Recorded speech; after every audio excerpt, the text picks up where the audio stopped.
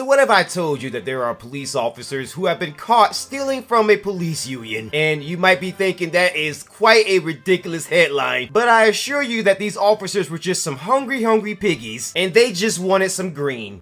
A former Omaha police officer was moving drugs with two Omaha gangs. Now, that's one of the new revelations surfacing this afternoon in a case involving two former officers and a member of the Omaha City Council. That's terrible.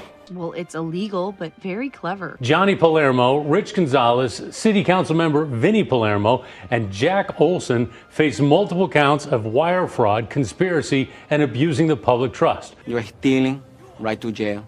So this amazing story of police corruption begins in Omaha in Nebraska, where you have four men who are being accused of siphoning money from police unions and police benevolence funds for their own gain. Then that's very illegal. And just to remind you, the four men that are involved is Councilman Vinny Palermo, former Omaha police captain Rick Gonzalez, former Omaha police officer Johnny Palermo, and a civilian fundraiser whose name is Jack Olson. And mind you, the former Omaha police officer Johnny Palermo and Councilman Vinny Palermo have no relation, except when it comes to being criminals, because these four, including the two police officers, are accused of siphoning money from the Police Athletics for Community Engagement, or PACE fund, which was designed to give funds for sports activities for at-risk youth to keep them out of gangs. And so if you see gangs and young people running around in Omaha and Nebraska, you can thank these four men, because there was a fund to keep those youngsters off the streets and out of street gangs, but those funds were being used for all sorts of other things except for helping the community. And these four also stole money from the Latino Peace Officers Association in Omaha, Nebraska, which basically means that you have two police officers and two other people, but mainly the two police officers, who were stealing from police officers and police unions. Terrible.